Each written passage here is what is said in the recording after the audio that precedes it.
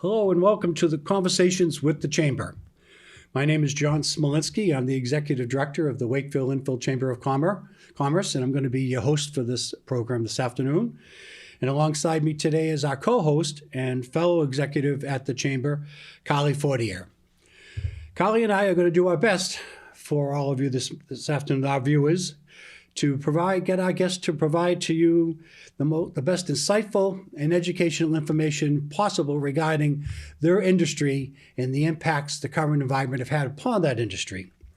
The focus of our Conversations with the Chamber is to bring to you a variety of businesses within our community and industries within our community to discuss diverse topics that hopefully will be of interest to you, and you will find them to be informative and useful for you in your personal life. We want to explore some of the behind-the-scenes facts that normally you wouldn't run into in your everyday life of what occurs around you in these various economic circles that we're talking about. This is a new series of programs for the Chamber of Commerce, and we would welcome your feedback, positively or negatively, input for future shows, or things that you think we could do a little better with this show that might provide you with the more additional information that you would like to see or you might find useful.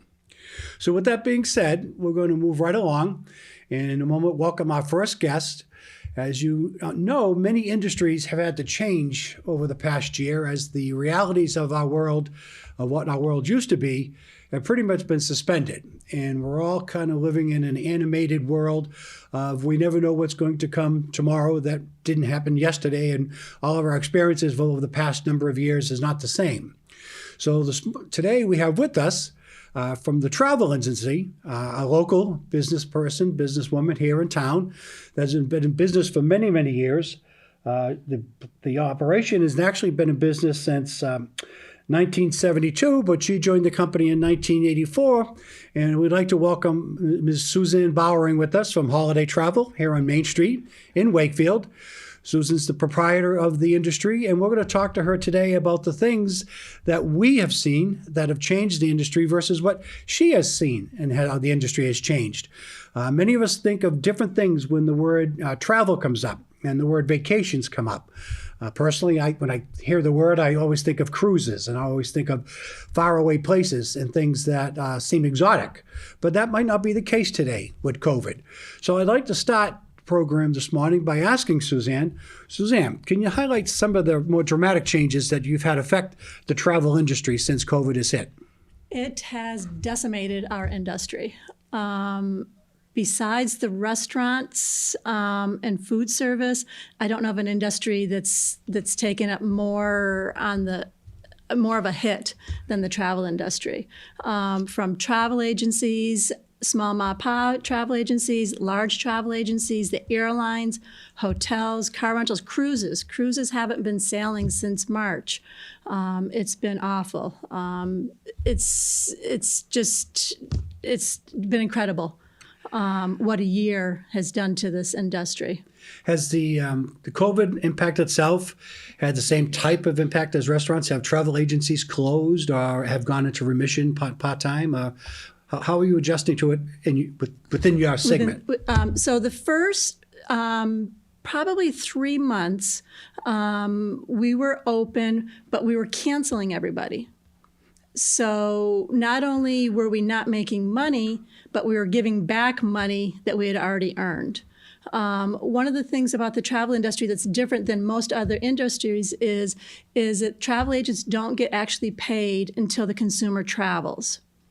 So if you spend 6 months working on someone's trip to go to Europe and they're hopping around all different Europe and you've spent a lot of time and a lot of energy doing it, and then the trip cancels, you don't make any money. Versus a restaurant, you go in and you eat your meal and they get paid immediately. So there's a difference of when we get paid. So that's interesting. That's something I ever would have known. So Yeah. You're basically working off your own surplus if you have some. Correct. Have to carry your expenses, your rent, your mortgage, your heat, light, electric salaries. Yep. And not get paid until after the person actually starts the trip. So there's Correct, two yeah. questions for you then. Yeah. Number one, that sounds extremely difficult. It is. I don't know if Yeah. you're eating cereal now because you don't have the income. And second, you mentioned that you're giving money back. So not travelers don't automatically lose their money if a trip is canceled, because sometimes you hear those horror Right. stories Yeah. that they can't get their money back. So Yeah. first of all, those are two extreme situations. Yeah. To have the money, to put into a form of an escrow when they give you the deposit, how is that required to be handled? So we don't keep the money. It gets passed on to the tour company, the airline, the cruise line, whatever the supplier is. So as a travel agency, we don't hang on to your money. You give me a deposit, I pay whatever cruise line or whatever tour company it may be.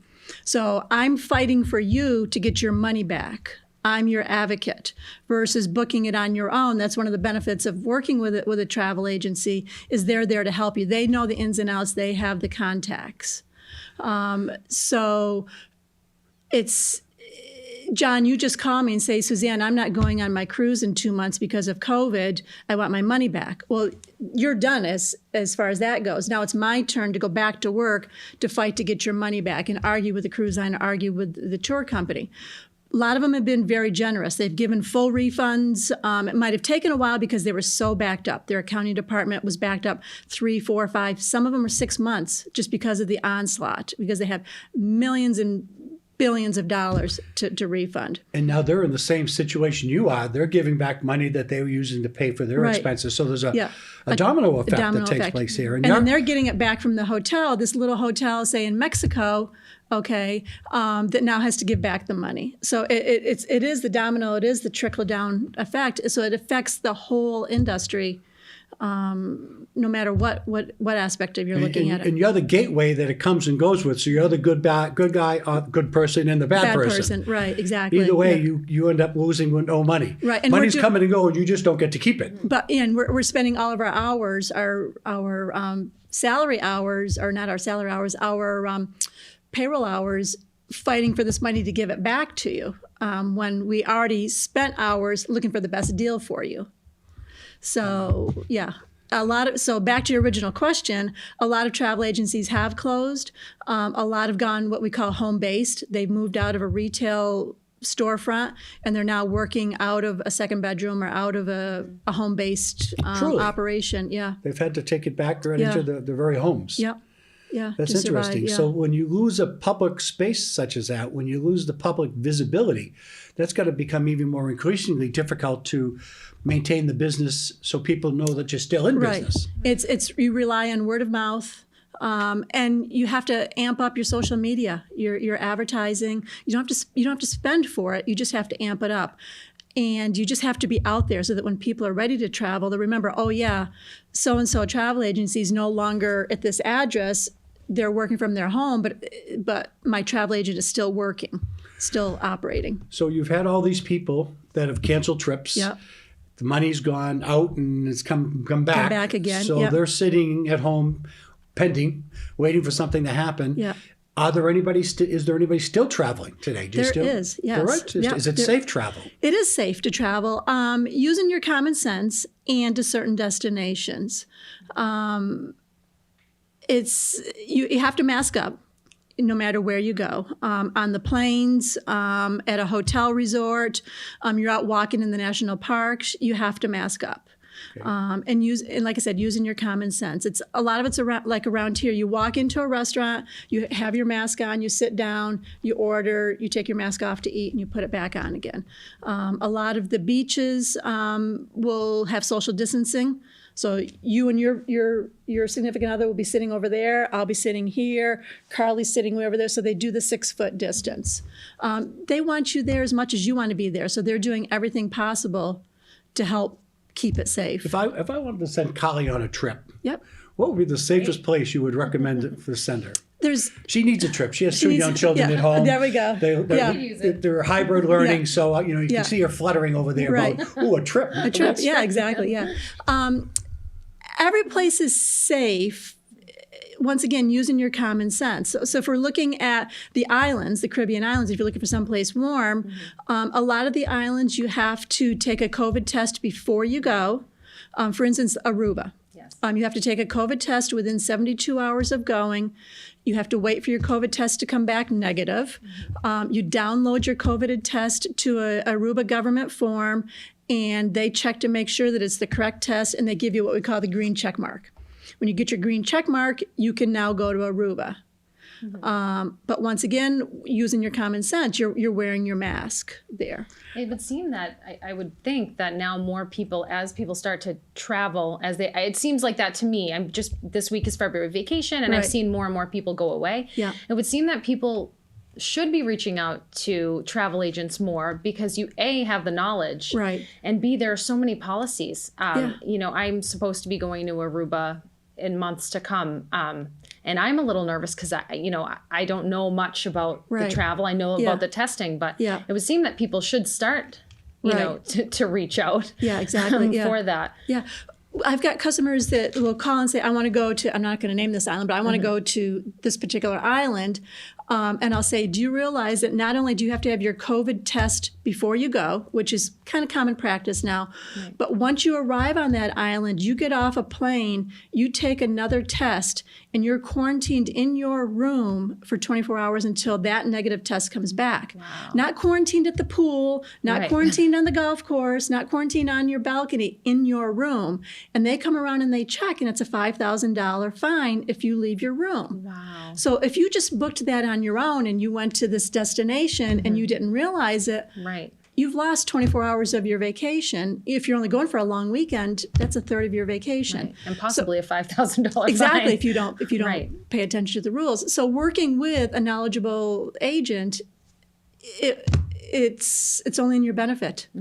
Yeah. That's amazing that they'd have such severity in the way of a fine. They don't want you wandering around until they know that you're safe. Are there certain areas that are blacked out completely that I just said we don't want you right now? Right now, Europe is, Europe? Yeah. Europe's out of it. So pretty much you can travel any place in the United States. Pretty much any place, Caribbean, Mexico are the easiest places to go to. You can't do Canada. And Europe is off, and then the Far East is. And I was going to ask you about cruises. I wasn't sure if they had started again.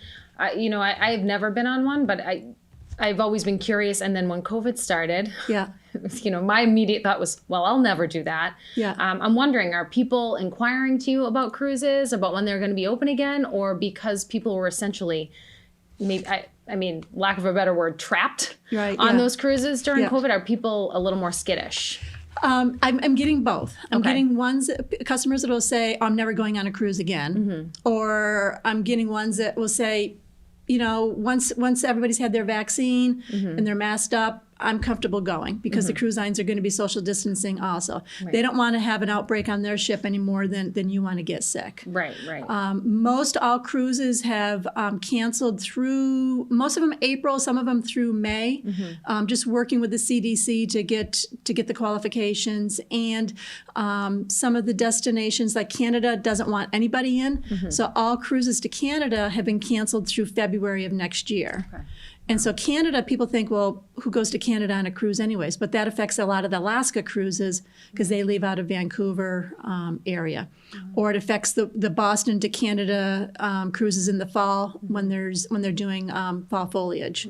So it does affect. One of the benefits of being on a cruise is all the food they serve in the buffet styles with all, 24 hours. That has to have had an impact on how they manage the food delivery to their customers on a ship. They just can't put out the big I think that's what they're working right now with the CDC.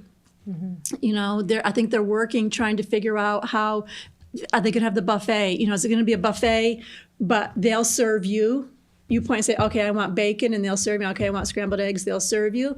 Or are they going to, who knows? And that's really what they're working with. And with all of this going on, is flying still the safest method to get there? You're in a closed cylinder. You couldn't be in a more contagious type of environment. Have you flown yourself since this started? I have. I don't know. I've taken 9 trips since July 1st. Wow. You're a brave individual. Obviously, you must think it's safe, or you wouldn't have done that. Practicing what you preach. Practicing. I spent 46 days in the national parks this past summer into fall, and it was empty. And the rates were reasonable, and it was something I could have never done any other time. Right. So we would walk up to an attraction and it would say closed because of COVID. And we'd say, oh, that darn COVID. And then we would say, well, we wouldn't be here because of COVID. Right. I've been to Mexico 3 times. I've been to St. Martin. So there are places that they want the Americans and they work with you to. But back to your original question on the airplane, you have to mask up. There's sanitizers everywhere you go in the airport. In the beginning, the airlines were doing the distance seating, so they're leaving the center seat empty unless you were traveling with a family of 3 or 4. They hand you the snack bags, and the air is refreshed more than it is probably in your own house. So as a representative of the travel industry and having traveled right at the height of COVID, you can say, and you can talk professionally as well as your personal experience to a potential customer, that there are venues and ways to travel safely in this current environment. Yeah. Is it for everybody? Absolutely not. You know, if you're in that very high risk category, no. And I'm not. I'm thankful that I'm not. But if you came in and said that I've got this, this, and this, and I'm, at a certain age, I don't know. It's your own personal choice. But I don't know why you looked at me directly when you said at a certain age. I'm not sure. I think we're going to move on to the next question. All right, That's good. okay. Yeah, sounds good. I know that you had brought some pictures to illustrate some of the changes that you've seen. I'm wondering if you could walk us through that now to demonstrate what you've just explained to us verbally in pictures. Okay. So this was Logan Airport. So they have it blocked off for family seating. So you're not going to have a single person and then a stranger as such sit beside you. So if you're traveling with 2 people or children. This is still Logan Airport where the social distancing. So they've got every other seat at this point, or every other seat, and then there's a couple of seats together, that they don't want groups of families or groups of travelers that aren't traveling together out of the same household seated together. They were very strict about it. And I don't have a picture of it, but when we were traveling in the summer, you know how when they start to call your flight and there's the mob scene. It's like everybody thinks this plane is not leaving without them, or is going to leave without them, I should say. And so they mobbed the gate. Well, I've never seen it before. They were social distance in line. And the gate agents were so ecstatic because they didn't have the mob scene. Right. It was a pleasure to see. They're all through the airport. There's reminders. So I mentioned that they would hand you a snack when you get on board versus coming through the flight attendants. So this is what one of the airlines would give you. So you got your cookies, you got your little bottle of water, your bar, your granola bar, whatever. It all came in a baggie, and then they gave you this little note saying, this is it. So rather than the tray coming up and down serving you individually, you were just given something as you came on board? And some of the airlines even, I think I got it on this one, but I don't put it in the picture. They would give you a little hand sanitizer, like wet naps. I don't know what, they're not wet naps, but they're little hand sanitizer in a packet to use. And now you can't order a drink anymore on flights. Some of them are just starting to come back with it, but yeah. So this is in Mexico, and it shows that they were sanitizing our luggage. So they spray the luggage down. So this is from the hotel? From the airport to the hotel. We're still at the airport here. So we've gone through customs, we've sanitized our hands, collected our luggage, and before they put it into their vehicle, they're sanitizing it. And that's just a different picture, different trip. Yeah. And then this, so your temperature is taken. Every time you come in and out of a hotel, if you've just been at the beach for the day and you come in, you have your temperature taken. So these, as you can see, you put your forehead up to it and it takes your temperature. There's the camera at the very top of it there. It's the little add-on at the very top of the screen, and it'll come back with your temperature. It was in Celsius, so I had to, figure out what my Celsius temperature was versus the Fahrenheit temperature. They would do it that way, or we've seen a lot of these where they would take your temperature, your arm. Most of them would take your arm. Around here, a lot of businesses that take your temperature take your temple, but they would take your arm. And it would be even as much as you're arriving into a hotel, you go through the security gate, still in your vehicle, the driver would roll down the door, they'd check to make sure that you're at the right property, and they would take his or her temperature. Wow. And if you're in and out of hotels, if you're picking up, dropping off people, or you're on an excursion, picking up, dropping off people, every single hotel, they would have their temperature taken. So they could, in the course of a day, have their temperature taken a dozen times, depends on what their route is. Sanitizer, once again, they give it to you before you get into the vehicle. In Vegas always does it up good. So these were on some of the signage there. Always split aces and maintain social distance. I mean, who thought up these things? You know, so they shut down this particular game because they social distanced. Another fun sign: don't make it a full house. You know, it's crazy. The things, and there was tons of signs there. Vegas was very good about it.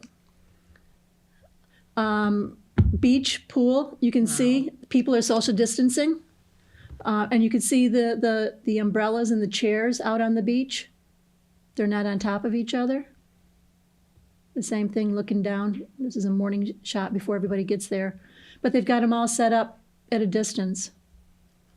Now, granted, if you were traveling with, 4 or 5 other people, you could pull your chairs together. Oh, good. It wasn't mandatory. You had to keep them separate, but they started out separate. Going into your room when you checked in, most of the hotels had a little sticker on it just to say that this room has been sanitized. Even a car rental. It had a sticker on it saying that it was sanitized. Wow. Were maids coming in between, or do they just leave you at your, do you have your full stay and then they come in? Or? It depended. Some hotels, you could say, I don't want maid service. Okay. And if you needed towels, you just go to the front desk and say, I need towels, and they would come up and either leave them at your front door, knock, hand them to you, and so then you leave. pretty much had the option to have somebody come in, or if you were a little more nervous, you could opt out. Exactly. That's interesting. Yeah. So in this relatively difficult time of travel for most of us, you've been to national parks. Yeah. You've been to Mexico. Yeah. You've been to Las Vegas. Yeah. I'm pretty much saying you're a poster child for what everything good about this could be happening if you use your common sense. Use your common sense, yeah. I'm curious, one thing that came to my mind that all industries face, have there been any particular scams in the travel industry that you would want people to look out for? There is. So eventually when you get your vaccine, you're going to have a vaccine card. And a lot of the travel industry is going to be requiring, you're going to need vaccines to travel. You're going to need vaccine to get on the cruise ship. You're going to need vaccine to go to this destination. And people have been posting their vaccine online. You can't, because people, this unscrupulous ones will take that, Photoshop it, put their name in it, and now they have a vaccine card. Wow. So don't post it online. That is a big. That is. There's not a picture ID part of it. It's just a card. Just your name. Right, just a card. Your name, your date of birth, and when you've had your vaccines. So if you show a picture of that, it's. And you're saying that a lot of places are going to require that, right? Yeah. Oh wow. Yeah, they're calling them vaccine passports. Okay. Yeah, it's going to be needed. Yeah. So we've pretty much covered what it was like before and what it's like now. Yeah. With the vaccines coming out as they are, what are you looking forward to? What's the industry looking forward to moving forward? Now, obviously, I don't think it's going to slow you down because you've done your travel and you've demonstrated with the common sense approach that it is safe, which is great. I don't think a lot of people know that. So I'm hopeful that some will watch this and realize that they can come out of their cocoons and their log cabins, if you will, and the cabin fever can dissipate a bit. Yeah. But have you had anything from the industry journals about when they expect a bubble to burst and this to break open again? Depending on the vaccines. and I don't want to get into the political aspect of it, but when the majority of the people are vaccinated, the consumer is going to feel more comfortable traveling. And when the consumer is comfortable traveling, they're going to travel. There is a built-up demand, a pent-up demand. I'm expecting probably by the end of the summer, I'll be sleeping at the office because I should be busy enough that I can't get home. Exactly. For sure. There's no set date. They're not saying, okay, July 1st or September 1st. It's going to be a gradual. People are starting to travel now. It's winter. People just want to get away. People are booking for the fall because they're expecting to be vaccinated. A lot of travel booked for 2022. People already are booking for 2022. They wrote off 2020 and they're pretty much in their mind writing off 2021. They may get away for a quick one, but anything major is going to be 2022. So it appears that most of the industry will be opening up, but you said the cruise part of the industry, and I was going to ask you what percentage of your business is cruises, won't have anything to offer till late summer possibly? We don't. It's $1 million question. Yeah. Is that a big portion of the travel? Does that take away a big chunk of your potential business? Me personally, no. Okay. I do a lot of Europe, which is decimated my bottom line. And I do a lot of Caribbean, Mexico. We do a lot of Disney. I didn't even mention Disney. They've been open since last summer sometime they opened. And once again, they have limited capacity at the parks, limited capacity at the hotels. And Disney has been safe to go to. They haven't had any super spreaders. So my perspective would be then, for people in the general public that have traveled, is if you have a personal relationship with your travel agent, take advantage of that knowledge that travel agent has and experience. Correct. Yeah. And get out of your house and go visit someplace. And you don't have to go far. You know, you don't have to go for a whole week. You can go for a weekend. You can just get out. You know, the cabin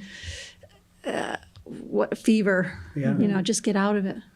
Well, that sounds great. Yeah. What do you think? I want to go away. I have cabin fever. I'd love to get away. I'll be contacting you for sure. Yeah.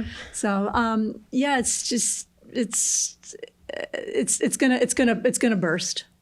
The industry is gonna burst. Yeah. Well, hopefully soon. Yeah. Soon, very, very soon. Yeah, exactly. Well, with that, I think we're going to wrap it up, and we'll say thank you. Once again, we want to thank Suzanne Bowering from Holiday Travel to visit us with today, to share her experiences about the travel industry, putting a very positive outlook on it that most of us wouldn't have thought possible right now. So it's terrific and wonderful that we have resources like a Holiday Travel within the community to be representative of the industry and help us get a behind-the-scene look at just what is going on and how they're adapting to keep the industry alive and to keep all of us safe. So with that being said, thank you, Carly. Thank you, Suzanne. Yes, thank you, John. And thank all of you for watching, and we hope to catch you again soon at our next program. Good afternoon.